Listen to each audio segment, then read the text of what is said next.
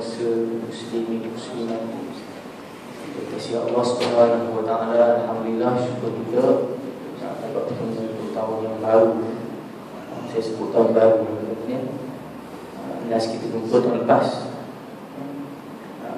Bagi yang perasan dah ya. Kalau tak perasan ya, apa yang tahun baru je.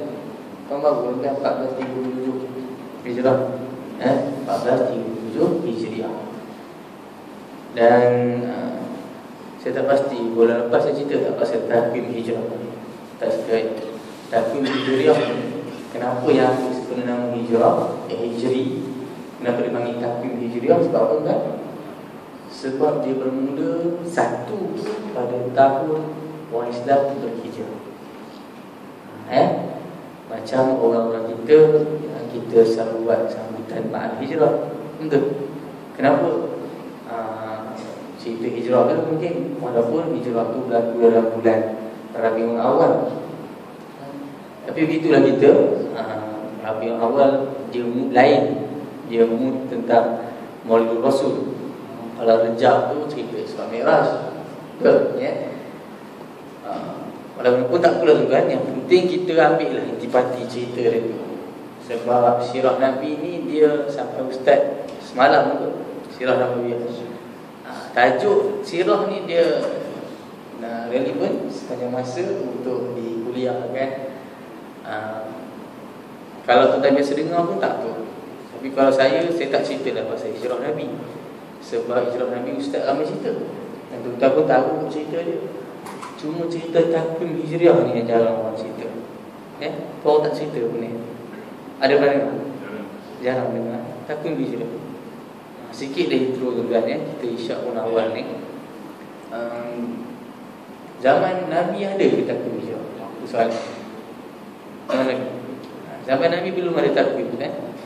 Yang ada disebut dalam Quran, inna iddatasyuhura indallahi 12 syahra. Sesungguhnya perkiraan di sisi Allah itu setahun ada 12 bulan.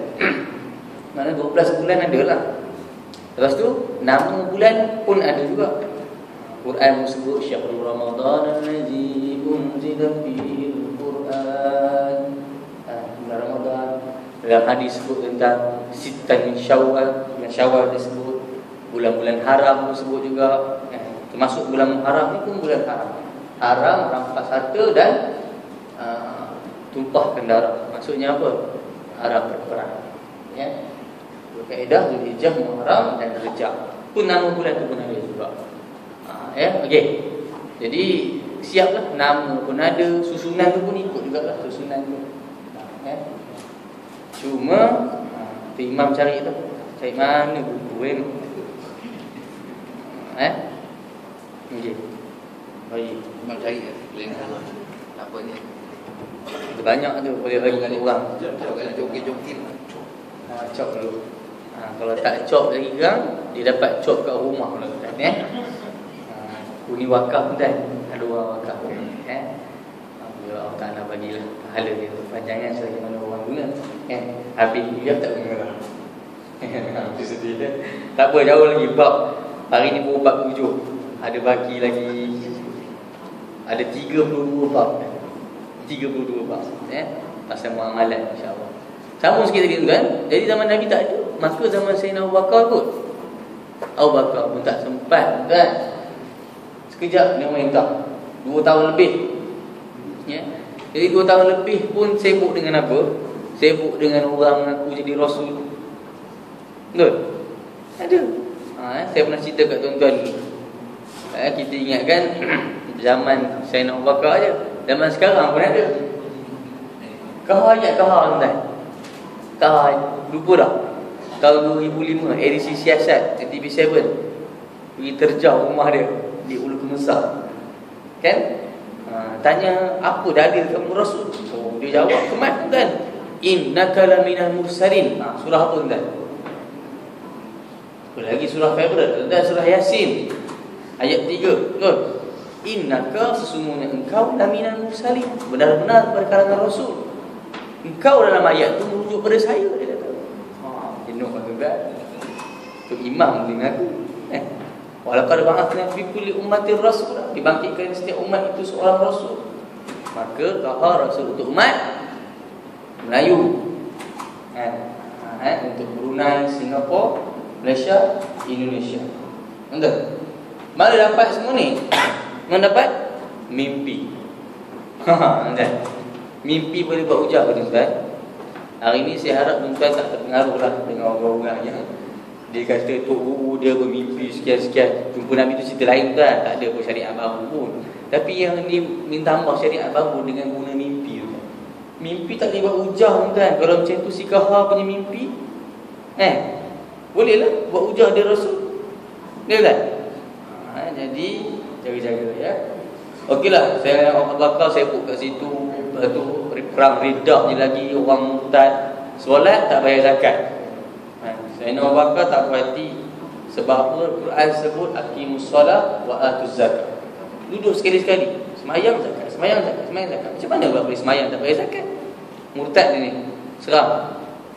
Bayangkan murtad punya serangan tu, serang orang murtad tu menyebabkan ramai kufas.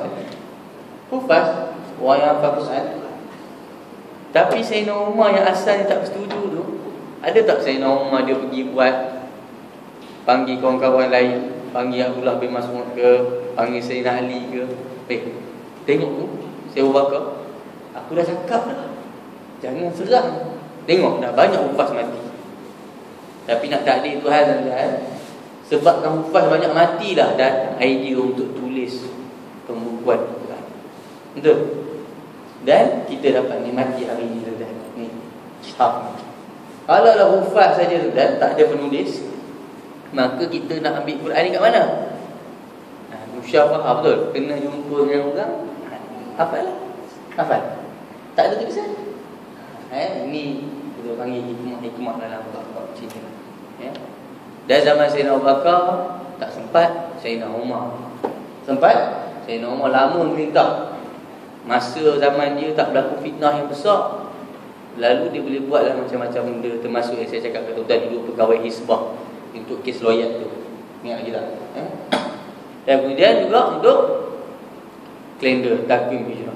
Ideanya datang bila sahabat-sahabat dia dah pergi ke Rom, balik cakap kat Sayyidina Umar tu, dia orang dah buat kalender Masihi. Tengok dia orang mula dulu betul. Maka ulama ambil pendapat barang-barang yang bersifat macam ni boleh tiru. Kalau barat buat kita boleh ambil. Buat kereta, perempuan tengok resipi buat kek daripada barat, ambil, tak ada masalah. Barang untuk mengurusan diri kita tak ada masalah. Kemudian bila dah buat tu bijak. Okey, setuju. Sekarang ni kita nak buat tahun 1 bila? Tahun 1 tu bila? Betul? Jadi apa cadangannya? Ada cadang tahun Nabi wafat, Sayyidina Umar tak setuju. Tahun Nabi lahir, tak setuju juga. Ada yang katalah tuan-tuan, kita buat tahun Nabi lahir. Untuk Sayyidina Umar setujulah. Asal-asal apa nama kalender kita? Kalau Nabi Isa, orang panggil Al-Masih, betul? Panggil kalender Masih. Yang ini panggil apa? Gajah pula. Orang Arab tak panggil gajah pun, tahun elephant. Kita mungkin akan panggil tahun 1437 Muhammadi. Sebelum Nabi Muhammad lahir. Betul? Betul tak pasal ni? Kalau yang tu ambil Al-Masih tadi, Al-Masih Nabi Isa lahir. Yang ini tahun Muhammadi. Tapi tak ada lah tahun Muhammadi tu. Tapi tu yang suka kira, rasa-rasanya sekarang ni berapa tahun Muhammadi contoh. Kan, benda ni saya suka buat kat sekolah, universiti, tanya dia orang. Yelah budak-budak boring tuan-tuan, tahu dah cerita hijrah, dia orang tahu malam tu pergi keluar apa semua. Dia orang tahu. Kan? Tapi cerita tarikh hijrah ni dia syiar. Kita kena faham, takwim hijrah ialah syiar orang Islam. Ya, yang patut kita banggakan. Patut bangga tak? Kalau orang Islam tak bangga, siapa nak bangga? Itu soalan dia. Betul? Siapa nak bangga dengan kalender hijrah? Jadi putusannya ialah Umar dah nampak, Sayyidina Umar nampak kita ambil tahun yang orang Islam buat satu benda yang besar time tu. Itu apa dia? Hijrah. Jadilah tahun 1 Hijri. Bila? Tahun umat Islam berhijrah. Jadi Nabi lahir berapa hijrah? Tak tahu macam mana Okey, kita tahulah 571 Masihi tu kan. Tapi balik nanti tuan-tuan pun boleh check berapa tuan-tuan lahir tahun hijrah. Ada pernah check? Tak pernah pun. Buat happy birthday 20 September je, 30 Mac je kan, 30 Februari. Ada sini 30 Februari. Jangan dia mengaku kan, memang tak ada sebenarnya. Tapi nak beritahu, tuan-tuan masuk nanti internet, search apa Masihi convert Hijri, masukkan tarikh lahir tuan-tuan tu kan. Nanti tengok, tengok lahir 1 Syawal tuan-tuan. Dia tahu kenapa nama dia Fitri. Tanya kat ayah, ayah saya lahir pagi hari raya. Senang kamu tahu. Bapak dia pun teringat tak pernah fikir cerita pun. Ada orang nama dia apa? Adha nama anak dia. Kenapa? Rupanya lahir bila? 10 Zulhijjah. Itu sebab kita ni orang Islam banyak kait dengan kalender hijrah. Cerita-cerita dia begitu. Kalau kat Malaysia ni, kau nasib lah kalau tuan-tuan lahir 31 Ogos ada lah orang ingat. Betul? Adalah Datuk Najib hantar kat tuan surat, pak mentua saya lahir 31 Ogos. Adalah surat hantar kat rumah, walaupun bukan Najib yang hantar, orang yang hantar. Tapi sebenarnya kebangsaan. Betul? Adalah kat Malaysia. Tapi yang lain tu kita akan seronok kan bila ingat kan. Ceritalah kat bapak-bapak dia kata, betul lah, dia kata pagi tu patutnya kena berkorban kat surau, tapi terpaksa berkorban kat hospital teman mak kamu. Yang mak dia kata apa? Masa yang pagi raya Syawal, kamu patut hari tu bukan keluar lagi, tak keluar lagi, tapi keluar awal sangat, tak ada nak melarang baju raya, pakai baju hospital. Adalah cerita dia macam-macam. Bila tahu dia hijrah. Okey, 1 hijrah situ. Lepas tu yang Muharram sebagai bulan 1, itu pun dibincang oleh Sayyidina Umar. Bila Sayyidina Umar tanya pendapat nak letak bulan apa, bulan 1, maka datanglah pendapat bulan Ramadan. Tak setuju. Sayyidina Umar ambil apa benda yang besar juga berlaku. Dan lepas besar tu nak mulakan dia. Apa yang bulan yang orang Islam habis banyak duit tu kan? Bulan apa? Siapa nak jawab sini? Bulan Syawal. Ya, itu orang Islam kat Malaysia habis kat baju raya dengan duit raya kan? Tapi seluruh dunia orang Islam kebanyak ambil duit pada bulan Zulhijjah.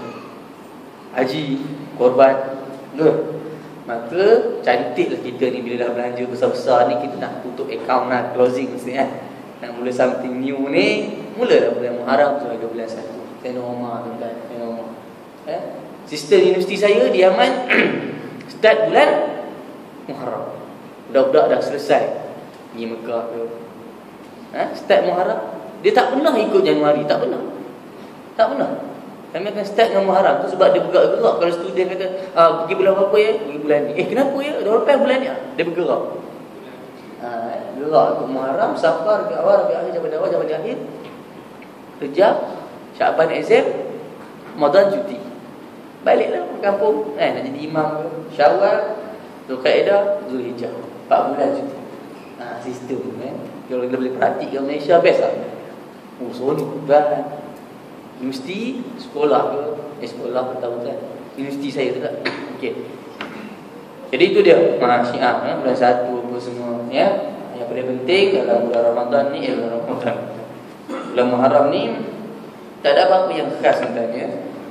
Sebab kalau nak sebut sempurna bulan Muharram ni, yang ada hanyalah puasa hari Ashura. Dan tuan-tuan boleh mula untuk bila ni? Malam ni set jam lah untuk bangun 9 Muharram esok buat. Jangan lupa. Saya tengok sana ni kenapa?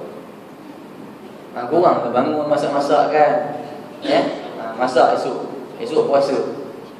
Dengar tak dengar ni? Yang kat tiang tu dengar tak? 9 Muharram esok bangun puasa.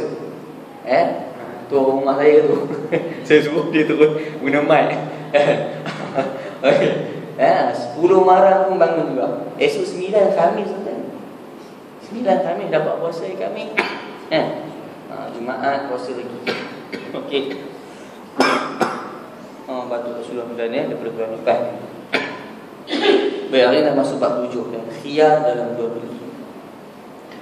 Okey, apabila selesai akad jual beli, tiba-tiba Abu beritahu yang dia tak jadi beli. Macam mana macam ni? Okey, soalan 60 kan ya.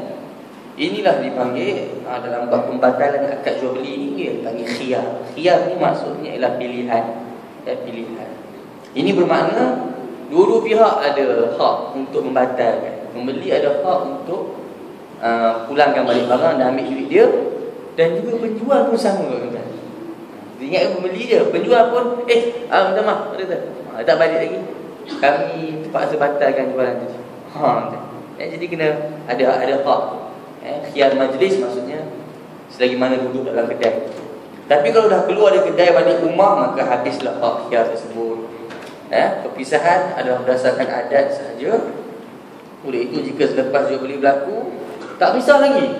Dua-dua pergi minum kat kedai kopi, sembang, masih lagi dengan tuan kedai, hak khiyar masih lagi wujud. Ini berdasarkan sandarkan sabda Nabi sallallahu alaihi wasallam, al-bayyi'ani bil khiyari ma lam yatafarraqa. Penjual dan pembeli mempunyai hak khiyar selagi mana mereka tidak berpisah. Maksudnya kedai-kedai kopi pun masih lagi ada hak khiyar untuk di-cancelkan sebagainya. Oleh itu kalau rasanya tak nak hak khiyar ni berpanjangan, maka cepat-cepatlah berpisah. Gitulah. Soalan nombor 1. Setengah kedai meletakkan syarat bahawa setiap pembelian tidak boleh dikembalikan. Adakah ini melanggar hak khiyar? Okey. Ada kedai kan? Tuan-tuan tengok. Dia kata barang tidak boleh dikembalikan. Betul? Maksudnya apa? Nak beritahu bahawa ini ialah khiyar tadi itu adalah satu alternatif sahaja. Kalau kedai tulis macam tu, maka kita yang baca benda tu hak kita sendiri. Nak pergi beli barang atau tidak. Kita tahu dah. Kalau aku beli dari orang tak boleh pulang balik. Maka kat situ kita kena faham. Kedai sendiri tetap macam tu. Tengok-tengok dia tulis, kita beli juga. Mana kita dah tahu bahawa kejap lagi memang tak boleh pulang. Okey. Itu dia. Soalan nombor 2, ada juga kedai letak syarat khiyar dalam tempoh tertentu. 1 hari, 2 hari, 3 hari. Baik. Boleh kan dipanggil khiyar syarat. Tadi khiyar majlis dengan sebab ada orang. Ini khiyar syarat. Syarat dia ialah hari tadi, tempoh hari. Macam kedai supermarket apa semua, dia pesan lagi, tambah lagi. Bukan sekadar hari saja, 3 hari ni biasa kedai baju ke, kedai pakaian dia suruh pulang balik. Kod test tak muat apa semua, dia tak sediakan tempat test, tapi dia bagi hak untuk pulang balik 3 hari. Ada lagi syarat yang lain, dia letak suruh bawa balik resit tu. Betul? Jadi kita dah tahu benda macam tu, itu khiyar tu. Nak tahu nak pulang, simpan resit tu. Simpan resit. Tempoh juga tak boleh terlalu panjang. Janganlah kerana ada hak khiyar sanggup panjang sampai setahun. Berhenti lain cerita tu kan. Itu kaitan dengan barang-barang tu. Tapi ini pasal yang boleh pulang terus. Tempoh 3 hari berdasarkan satu sabda Nabi SAW, wali al-khiyaru salasatu ayyam. Salasatu ayyam. Wali tu apa dia? Wali tu bukan yang wali kita tu. Wa tu dan. Wa tu dan. Lam ya tu bagiku. Bahasa Arab ni senang kan. Kita dan DAN. Betul?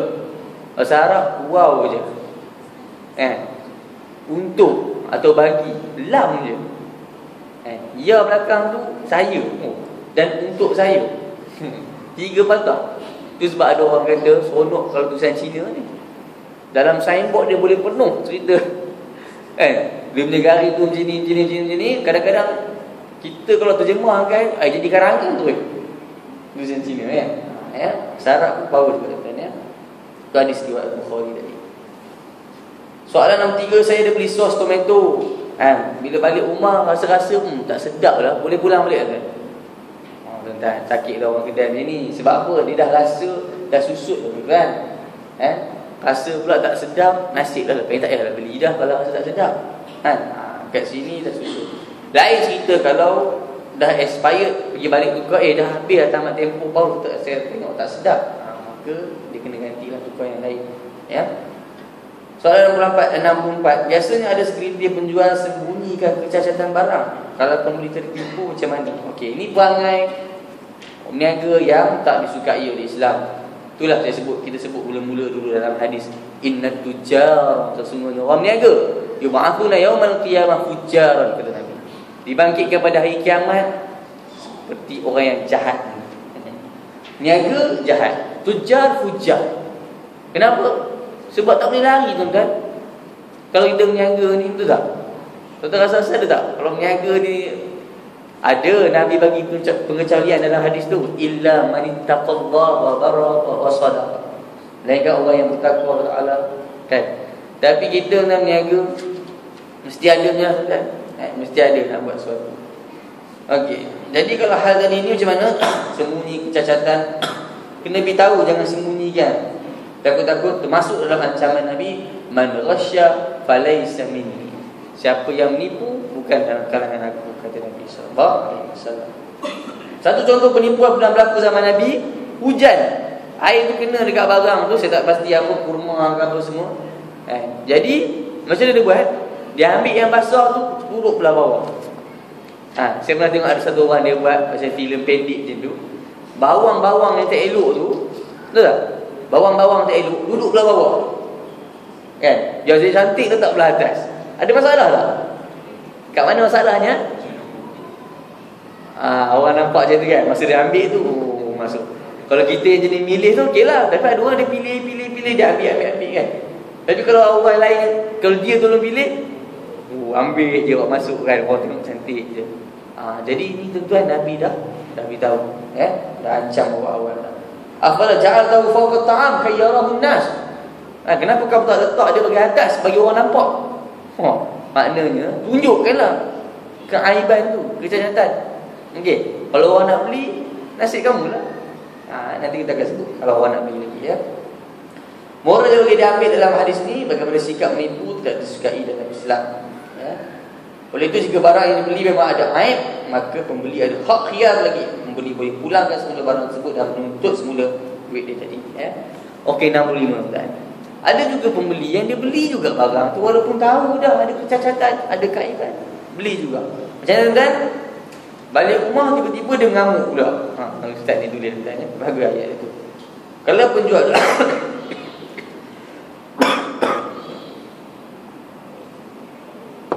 kalau dah penjual beritahu ada kecacatan tapi pembeli nak beli juga, sebab apa? Murah sikit, kan? Ada murah sikit lah lain harga ni. Maka di sini mengikut satu kaedah fiqh, kita dah jumpa itu 2, 3 dah kaedah. Ni kaedah yang keempat. Ar-ridha bisyai' ridhan bima yatawalladu min. Tuan-tuan, kaedah-kaedah fiqh ni siapa yang tolong susun? Ulama-ulama fiqh, ulama-ulama usul. Dia yang tolong susun untuk kita faham. Ni apa maksud dia? Ridha bisyai', kita redha dengan sesuatu, maka kita redha dengan apa yang terjadi, yang terbit daripada dia selepas itu. Kita dah beli barang tu, dan punya orang tu pun beritahu dah, kalau kamu beli ni kamu akan tahu lah kejap lagi apa jadi. Beritahu, siap beritahu. Okey, tak apa, dia kata. Boleh punya lah, dia kata. Pakai-pakai, tengok jadi betul, tak suka. Ada hak khiyar? Dah tak ada hak khiyar. Mana boleh? Balik beritahu, punya jadi betul lah. Ingatkan kau tak jadi. Tak ada tuan. Tidak jenuh lah. Jual, betul. Tak boleh. Ridha bisyai' itu tuan-tuan boleh tengok macam-macam dalam kaedah-kaedah muamalat hari ni, dalam bab orang kad kredit contohnya. Ada siapa sini dekat kredit? Tuan-tuan ada kot, ya. Bila tuan-tuan setuju dengan satu kaedah, apabila dia kata kalau kamu tak bayar cukup bulan ni, kamu kena denda dengan sekian-sekian. Sekian-sekian tu tuan-tuan bukannya harga kos, harga yang melampau, dan memang boleh panggil riba lah kat situ. Kita kata apa? Tak apa, saya boleh bayar, dia kata. Nampak tuan-tuan? Kaedah ni boleh pakai tak? Kaedah ni boleh terpakai. Kita kata kita redha, walaupun kita kata kita boleh bayar, tapi kita seolah-olah redha juga. Kalau jadi riba tu, dia akan bayar. Maksudnya nak cakap kan, benda yang terbit tu, dia walaupun dia boleh yakin dia rasa dia boleh elak, tapi kaedah ni digunakan. Tak boleh kan? Walaupun tak terjadi pada diri kita. Okey, tuan faham betul kan? Pening sikit. Hari ni hari pening ke? Pening ke sekarang ni? Dah masuk gaji belum? Belum masuk kan? Tak boleh tuan. Dia ada pening-pening sikit, saya tahu tuan. Saya dia kuliah Rabu 3 ni. Dia selagi tak gaji tu, dia pening-pening sikit. Ni abang tunduk sikit. Okey. Tak apa tuan, kita walaupun betul tadi saya bayar RM10 dah LDP balik dulu RM1.5 RM3.2 naik mendadak tuan. Tak pernah masuk akal masuk bang naik RM10 RM20 tak apalah, bukan tak apa kan, tapi RM40 tadi. Okey. Boleh tak orang yang tahu tentang kecacatan barang ceritakan kepada para pembeli? Dosa tak? Kita panggil sabotaj tak? Kita tahu kecacatan barang tu, kita cerita kat kawan kita. Okey. Untuk tujuan aman, sewajarnya diceritakan kecacatan barang. Penjual tu lah, dia mesti ceritakan. Tapi kalau orang lain tahu, boleh cerita tak? Okey, kita tengok sabda Nabi sallallahu alaihi wasallam, la yahillu li ahadin yabi'u syai'an illa bayyana ma fi. Tidak halal bagi seorang yang berniaga ni dia tak cerita detail apa barang dia. Okey kalau orang tanya ke apa semua, ceritalah apa kecacatan cerita. Wala yahillu liman ya'lamu dhalik illa bayyana. Dan juga orang yang tahu, dia pun tak halal juga kalau dia tak beritahu. Maknanya kena beritahu juga. Mungkin tuan kisah ni nampak macam orang buat sabotaj, tapi kita kena beritahu lah, kesian kat kawan tu. Nanti dia kena juga. Okey. Soalan 67, setelah beri set kursi aku dapati beberapa kecacatan. 2 minggu lepas tu barulah aku beritahu tu kita. Macam mana? Okey tuan. Tak boleh macam tu. Sepatutnya aku kalau dah tahu kena terus bagi tahu. Terus bagi tahu. Ini kita beralasan lah masa lah apa semua nak patah balik apa semua. Sekurang-kurangnya hello dulu. Kena beritahu jugalah. Sebab apa? Bila dah lewat sangat 2 minggu apa semua, dia boleh jadi barang tu akan bertambah kecacatan dia, kerosakan dia. Bila aku guna juga kursi tu, duduk-duduk lagi sampai keluar habis spring, asalnya boleh sikit-sikit je repair. Duduk tu koyak sikit, tapi bila duduk lagi besar koyak. Nampak tak masalah kan? Kita nampak koyak tu kemudian masa tu kena terus. Ni sebut pasal hak khiyar tuan. Islam ni dia sentiasa fikir. Dalam bab ni pun detail tu jaga. Jaga. Okey, settle. Bab 8. Pembelian secara ansuran. Kok sememat tuan-tuan? Biasa banyak kedai menawarkan pembelian secara ansuran. Kalau beli tunai harga lain dan murah. Kalau ansuran mahal sikit tapi tak membebankan. Kita pun tak ada duit banyak. Betul tak? Apa hukumnya? Hukumnya ialah harus. Cuma perlu pasti sama ada nak beli tunai ke atau ansuran. Ini dalam bab akad tu. Akad tu. Kalau beli peti sejuk tadi, kalau beli secara tunai cash 700 dia kata. Tapi kalau beli secara ansuran RM960. Boleh bayar dalam masa 6 bulan. Setengah tahun tuan 160. Okey. Cuma dalam akad tengok dia pilih mana. Dalam akad sebut dua. Dalam akad yang disebut dalam tak boleh. Dalam akad letak dua-dua. Harga tunai, harga ansuran. Tak boleh tuan. Dia jadi keliru orang. Akad ni akad yang batal. Pembeli pun tidak dapat memastikan harganya. Jadi ini termasuk dalam kejahilan barang. Ini termasuk dalam satu tegahan Nabi sallallahu alaihi wasallam seperti disebut oleh Abu Hurairah radhiyallahu anhu dalam riwayat Tirmizi bahawa Nabi sallallahu alaihi wasallam menegah daripada dua akad jual beli dalam satu akad. Letak satu je, ansuran ke tunai, satu je letak dalam akad. Keharusan ini berdasarkan riwayat Al-Bukhari bahawa Nabi sallallahu alaihi wasallam beli makanan dengan orang Yahudi secara bertangguh. Bayar bertangguh, tapi Nabi sagarkan baju besi. Soalan nombor 9, biasanya ansuran ni untuk orang yang sederhana ke, pendapatan rendah ke? Boleh tak orang kaya nak beli secara ansuran? Jawapannya tak ada masalah tuan. Kenapa? Bukan hanya khas orang susah, tapi mungkin ada orang kaya yang dia buat juga ansuran ni. Kenapa? Sebab duit nak pakai kan, benda lain ke, merajat dan sebagainya. Soalan 70, harga antara sunai dan ansuran adalah berbeza. Di mana ansuran lebih mahal? Tidakkah ini dikira sebagai riba? Betul? Kita terfikir sekali kan, macam riba je. Secara zahir memang nampak macam riba, tapi ia bukan riba yang haram sebagaimana istilah agama dan fiqh. Saya susah nak faham ayat tulisan ni, tapi saya cuba untuk faham tuan-tuan.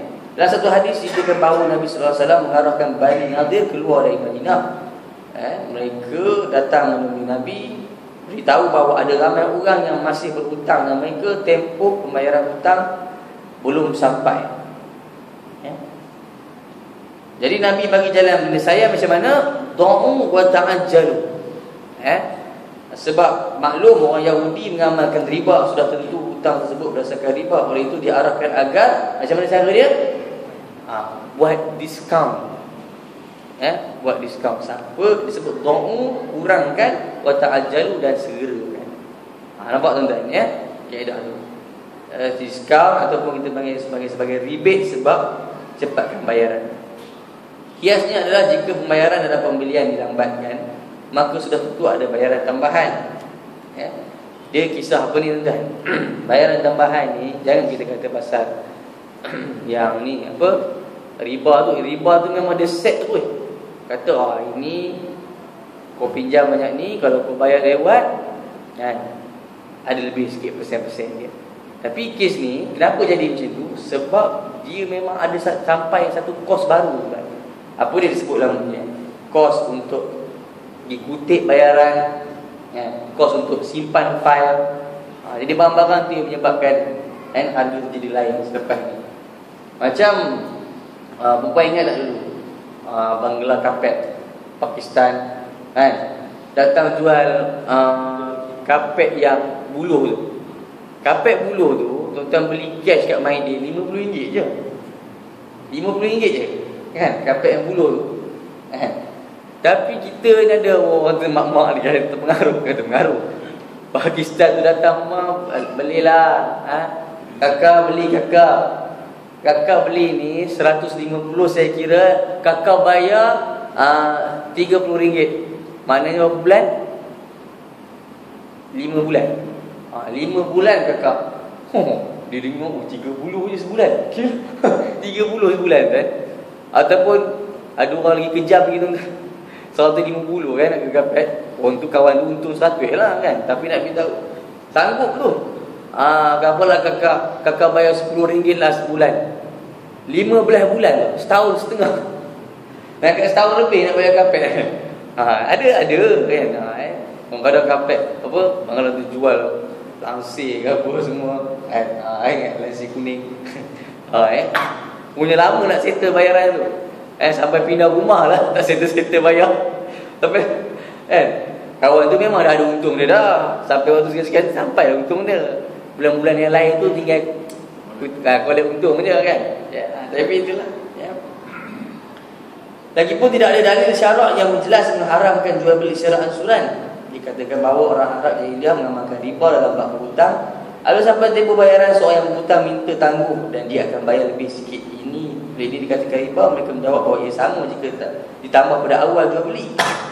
Pokoknya ada pertambahan harga. Maka ini tegas dalam Al-Quran bahawa Allah menghalalkan jual beli dan mengharamkan riba. Sebab dia orang kata sama. Innama bay'ul mislur riba. Dia katakan bahawa jual beli ni sama je macam riba. Sebab kes tadi tu lah lain kan? Lain. Sebab riba ni syarat terus awal-awal. Syarat terus awal-awal. Okey, soalan tu satu. Ada ansuran yang bayar bukan sekali sebulan tapi seminggu sekali. Boleh ke? Tak ada masalah. Seminggu sekali ke setiap hari pun tak apa. Soalan 72. Kadang-kadang ada juga yang miss bayaran ansuran. Bayaran bulan ini, bayar bulan depan. Kalau macam tu boleh tak naik harga lagi? Perbuatan menangguhkan bayaran. Kita ni duit ada tapi saja main lewat-lewat dan tak bayar, dosa dan zalim. Cumanya kalau dinaikkan harga sebagai denda, dia boleh jadi riba. Boleh jadi riba. Cuma untuk kes mendenda ni suruh kira balik kos yang dikeluarkan. Itu tak apa. Ada orang faham tentang bab ni. Orang bank apa depan saya ni, ada orang bank, dia tahulah kos denda tu berapa. Okey. Bab 9. Kita ni masuk waktu ke ni? Sikit lagi Bab 9 Al-Murabah. Soalan 73. Kalau ke kedai kita akan tawar-menawar terlebih dahulu sebelum setuju beli. Macam mana? Baik, sistem yang ada sekarang memang tidak jadi masalah. Tawar-menawar memang dibenarkan dalam Islam. Penjual menawarkan harga barang tentu sudah meletakkan keuntungan yang boleh diperoleh. Dalam istilah fiqah dia panggil sebagai al-musawamah. Kalau tak ada tawar-menawar dan terus dibeli, keuntungannya besar. Kalau ada tawar-menawar, kuranglah sikit harganya tapi masih ada untung. Soalan 74. Ada penjual yang betul-betul lurus. Dia tahu harga kos dan kadar keuntungan yang dia ambil. Kalau begitulah harga kosnya dan dijual dengan kadar keuntungan tertentu, maka dia adalah peniaga yang jujur. Bagus kan? Saya pun kadang kejam juga. Pergi tanya terus kat orang yang jual. Bang, harga kos berapa bang? Tanya terus tanya. Kawan tu pun jawab tu macam tu kan. Nak tipu kan? Tipu juga sebab harga kos pun tipu kan. Okey. Tak apa, saya tambah sikit bang. Itu masalah tu boleh cerita. Walaupun dalam istilah fiqh, kaedah ini disebut sebagai al-murabahah. Ini bermakna penjual beritahu harga asal. Katakanlah sebuah buku, sebuah kereta seumpamanya, kemudian dia jual dengan harga yang lebih sikit. Tapi masalahnya, kalau beritahu harga kos, biasanya pembeli turun menawar, tawar menawar sampai jadi murah sangat. Apapun kalau ada reda, tak ada masalah. Soalan 75. Ketika berniaga, ada pembeli ingin membeli dan memberi kadar keuntungan 18% daripada harga mula. Ini sebenarnya antara teknik dalam kontrak al-murabahah. Biasanya penjual akan buat tawaran. Katanya dia beli barang harga 50 dan menjual dengan mengambil untung 10. Kalau pembeli setuju, kontrak boleh diteruskan. Namun ada masanya pembeli pula buat tawaran untuk beli daripada penjual dengan harga kos. Kedua-dua kaedah ini adalah harus dalam fiqh Islam. Soalan 76. Rasanya bank Islamik guna kaedah ini. Ya, memang bank guna kaedah ini, maka kita akan bebas daripada belenggu riba. Contohnya beli kereta Proton 45,000, bank kita tak ada duit cash, bank beli dulu. Bank beli dulu. Lepas tu bank pun kata saya jual kat awak 52,000. Maknanya bank untung berapa? Bank untung 7,000. Okey. Okeylah kan? Ada masalah ke? Tak ada masalah. Begitu je dengan rumah, bank beli dulu, kemudian jual balik. Dan istilah fiqh ini disebut sebagai bai' al-murabah lil amir bisyira. Jual secara murabahah bagi orang yang menyuruh pembelian. Cuma boleh tak kalau bank beli rumah 700,000 kan? Tapi kita bayar nanti 1.4 juta. Bank Islam ni boleh tak? Ada siapa tak setuju kat sini? Boleh tak? Boleh Kita tak setuju, tak bahas jauh sangat. Setuju dia betul tuan. Baik entah. Saja saya timbulkan soalan tadi itu sebab ada orang tanya lah, bank Islam ni pasal apa tak tolong orang? Dan sama je. Tak sama pun dia kata bank komersial kadang-kadang lagi murah pada kita. Kita akan masuk bab penadiran. Bank ni bab ke 29 nanti. Selama lagi tak adalah intro sikit macamnya. Kita bagilah kepercayaan pada bank Islam yang baru nak naik. Beza tuan, bank yang dah establish, bank apa semua accept. Tahun 2009 saya baca satu tulisan tadi, ada 228 bilion. Setakat seorang ataupun setakat ada 150 juta ringgit orang tak bayar, tak kesal sangat anda. Tapi bank Islamik ni, tak kisah RHB Islami ke, Public Bank Islami ke, bank Islam ke, dia baru dia aset dalam tu berapa, 18 bilion macam itulah, saya tak ingat dia punya figure tu. Tapi kalau 150 juta ringgit orang tak bayar, beri kesan. Dan janganlah cakap pasal bank Islam tak boleh untung. Dia pun syarikat tu kan, syarikat. Tak kena faham. Bank Islam pun mesti nak tunjuk gah dia. Sebab yang paling penting kita nak clear pada riba. Bila ada gah dia, sekarang ni saya dulu kerja bank Islam dulu. Bukan nak promote bank Islam saja, semua yang window-window Islamik ni kan. Hong Leong Islamik. Hong Leong tu pun belum Islam lagi, tapi bank dia dah Islam dah. Hong Leong Islamik. Betul tak? Tuan-tuan, menara bank Islam 33 tingkat. Gah tak tuan-tuan? Gah lah. Tapi janganlah kita apa ni kan, sama je. Tuan-tuan yang guna kataan tu support.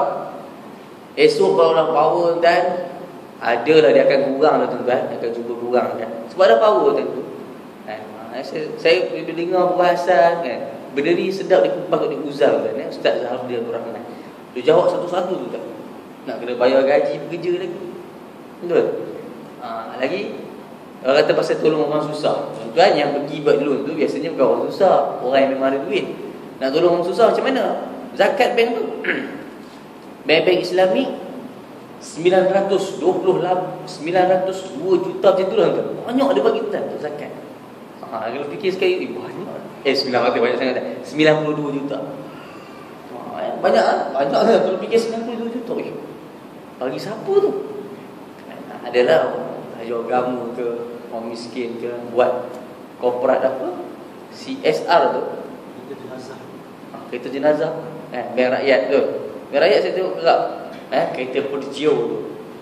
Kan? Jadi barang-barang macam tu tuan ada. Jadi kita support Memang Islami tu. Walaupun kita dengar tadi rumah harga 700,000 bayar 1.4 juta. Ada dalil tak untuk orang jual macam tu? Ada dalil tak? Saya mau baca tuan-tuan. Ada dalil pun. Seorang sahabat Nabi, dalil tu. Dia beli, saya tak pasti. Siapa bagi kambing kat dia saya tak ingat. 2 ekor kambing 1 dinar. Tapi dia berjaya. Maknanya kalau 2 ekor kambing 1 dinar, maksudnya setengah dinar seekor kambing betul. Tapi dia berjaya jual ke orang 1 kambing 1 dinar. Maknanya 2 kambing 2 dinar. Tuan-tuan nampak tak kat situ ada apa? 100% untung. Betul? Boleh tidak? Boleh betul. Nak cerita ni dari segi dalil lah. Kalau orang kata boleh tak 100% untung? Boleh.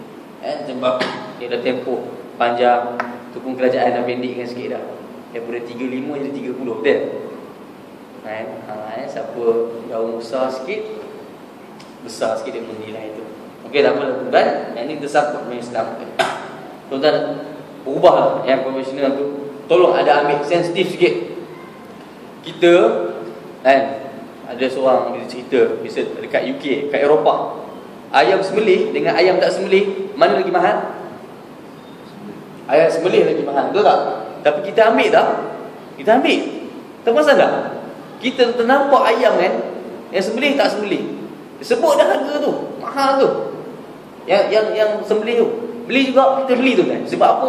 Betul-betul kita nak jaga makan kan. Tapi tu kan, barang bak riba ni tu kan. Ada orang dia boleh siap sound lagi bank Islam. Oh, siap sound lagi. Kan kepelik tu kan. Mana boleh? Macam contoh, ada orang Islam jual nasi lemak RM2 kan. Macam satu lagi beg orang non-Muslim jual nasi lemak RM1.8 ataupun RM2 juga. Kata apa kamu ni orang Islam, patut tolong orang Islam. Jual lah RM1.5. Kan tak patut dia dengar ayat tu kan. Jual dia RM2, siapa kan RM2. Macam mana saya sebut tadi, bank Islam, window-window Islami tu kan, dia baru nak naik. Baru nak naik, dia macam kedai runcit dengan hypermarket. Betul tak? Giant dengan kedai runcit, mana mahal barang? Kedai runcit dah kan? Kedai runcit lah mahal. Dia kedai runcit je, berapa sen untung kan? Hypermarket, kan? Siapa untung kat situ, untung kat situ kan? Jadi kita ambil kalkulator dekat situ. Terus tuan-tuan, soalan 77. Sama saja dengan sistem faedah bank. Ingat kan, kalau bank Islami boleh dapat murah. Terus jawab tuan-tuan. Bank Islami pun jaga juga. Dia pun kena cari untung, tetapi keuntungan yang bukan melalui riba yang haram. Faedah bank ini sudah dikira riba yang konvensional ini. Jadi jalan keluarnya ialah sistem al-murabahah. Tidak semestinya bila sebut bank Islam harganya mesti murah. Mana? Sebut bank Islam mesti murah. Tak tuan-tuan ya. Kita pun diorang akan pentingkan kualiti tu kan. Bila dia ada duit yang banyak, maka dia akan hari-hari fikir. Saya duduk tuan-tuan, pergi naik tingkat 27. Ustaz-ustaz syariah ni tuan-tuan, otak dia tu berjalan je tuan-tuan. Ustaz Nazri Cik tuan-tuan kenal tak? Ustaz Nazri Cik, tuan-tuan kena kenal orang ni. Nanti search tuan, Ustaz Nazri Cik. Orang nombor 1, Head of Syariah Bank Islam. Kerja tip-top tuan-tuan. Ini ustaz profesional. Ustaz profesional. Kerja jangan cakap betul, teliti sangat. Oleh itu berbagai produk yang diijtihadkan oleh para ulama dimulai pakai al-bai' bi thaman ajil, jual dengan harga tangguh, kan? Al-ijarah al-muntahiyah bi tamlik, sewa dengan akhirnya menjadi pemilikan kepada orang yang sewa tadi. Kita ada buat juga kan tuan. Dan sewa rumah sikit tuan. Saya ada baca satu tulisan Iskandar Samad, perumahan dia buat pengumuman untuk 2 jenis perumahan kan. Dan saya pasti lepas ni dia akan buat untuk semua tidak. Buat yang ni. Al-ijarah al-muntahiyah bitamlik. Kita ada orang dia nak buat loan bank, kalau dia boleh lulus cantiklah, buatlah macam biasa. Tapi ada orang dia tak lulus tuan. Adalah kes-kes dia tuan. Tapi kerajaan di Selangor bagi juga untuk dia ambil rumah tu dan bayar ke sewa. Bayar tuan. Tapi nilai duit sewa dia tu akan tolak harga 42,000, 62,000 harga rumah tu. Mana ending dia apa? Sampai satu tahap rumah tu akan jadi milik dia juga. Bagus tak tuan benda ni? Inilah kerajaan kena buat benda ni. Tuan-tuan. Kena tolong orang tuan. Kena tolong. Siapa yang boleh usahakan loan, dia ambil itu dululah. Sebab kalau dapat duit lagi banyak, lagi bagus lah kan. Dapat duit cepat, masukkan dia banyak, duit lagi cepat. Tapi kalau pernah bayar sewa sampai tahap habis dah. Kena dekat ujung harga kamu ambil kamu punya rumah. Nampak tuan? Inilah baru tolong rakyat tuan namanya. Al-ijarah al-muntahiyah bitamlik. Setiap produk ini hasil ijtihad, tentu ada sedikit sebanyak kekurangan tuan, betul. Semua ni tuan memang ada kekurangan. Yang penting kita menyokong usaha perbankan Islam. Yang penting tiada penipuan, riba apa semua. Tuan, tolong tuan, jangan bagi nampak riba ni macam tak apalah kita susah lah semua tuan. Tolong jangan keluar kataan tu. Riba fa'dhanu biharbin minallah wa rasulih. Allah izinkan berperang dengan Allah dan Rasulnya orang yang beriman. Jangan takut tuan.